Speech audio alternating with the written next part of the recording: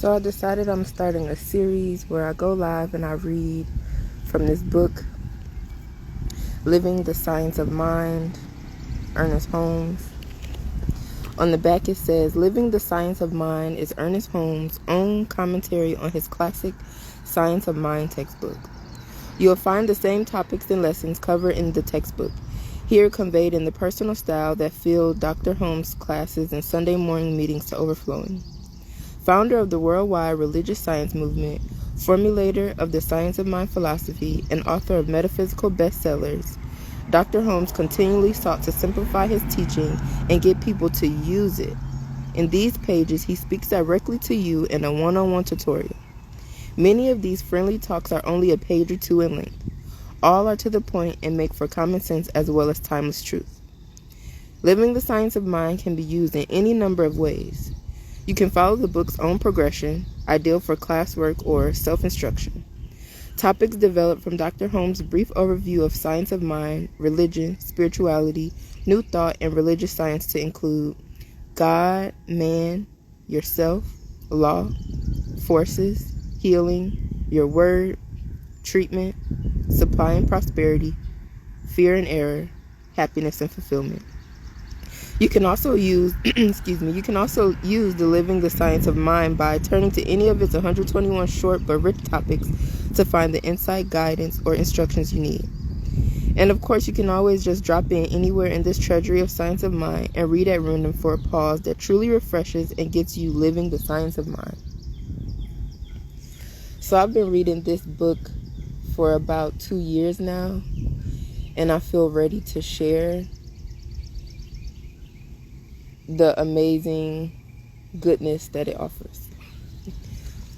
So I'm going to ask Spirit what page would benefit whoever is reading, whoever is watching now live or the recording. So Spirit, which page would you like for me to read?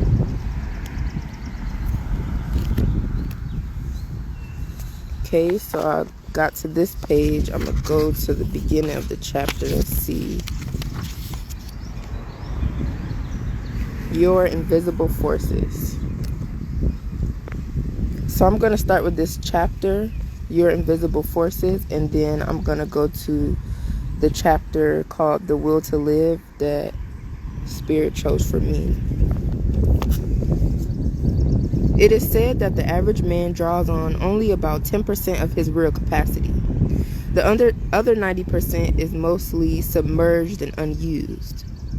Well, you and I would think it wonderful if we could multiply our talents many times. I have no doubt we can do this if we try. So let us take a simple lesson from nature. Perhaps from where you are sitting, you can see a tree in full bloom.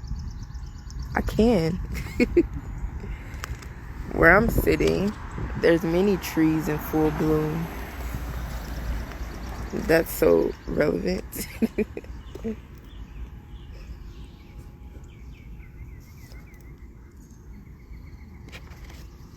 If so, remember that the roots through which the tree draws its life are entirely invisible. And unless the tree drew on this invisible source, it would never flourish. Our roots are in the mind of God. Our individuality, everything that we are and do, is an effect of our invisible forces. Forces which continually draw on the infinite.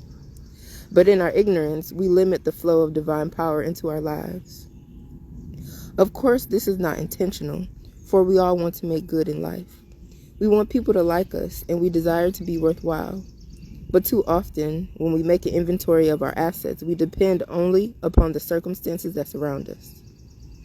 We say, how can I better myself? I haven't the personality, or I haven't the natural attractiveness which is necessary to make good in life. Right here is where our faith in the power greater than we are must be brought into play. For we as individuals are rooted in this power. It was his great claim on a power greater than he was that enabled Jesus to become a divine man while still living on earth. Did he not say, of mine own self I can do nothing, The Father that dwelleth in me, he doeth the works. Yes, we must come to believe that the Father does dwell within us, and that the same creative spirit that is back of all things flows through us. Jesus said, "Consider the lilies of the field, how they grow. They toil not, neither do they spin. And yet I say unto you, that even Solomon in all his glory was not arrayed like one of these." God has need of us, or he wouldn't have put us here.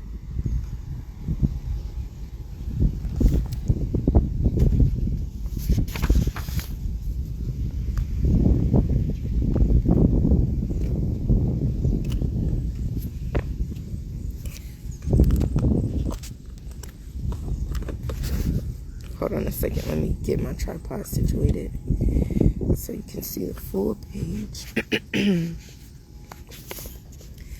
The divine wishes to express through you and through me, or we would have no existence. We have no existence of ourselves alone. It is only because we live in God that we live at all. If we think of ourselves as rooted in God and expect divine power to flow through us, our every thought and act will be animated by the same life and power and beauty that clothe the lily of the field. We once knew one of the country's leading cartoonists. The nature of his work was such that he had to produce new ideas daily and make pictures of them for a newspaper syndicate for millions of people to read. I asked him how he accomplished so much, and he told me that he had a room with 4 blank walls, and the only furniture in his room was a table and a chair. That when he needed ideas, he would go into this room, sit down, and become quiet. He said that sometimes he would sit there for 2 or 3 hours and nothing would happen.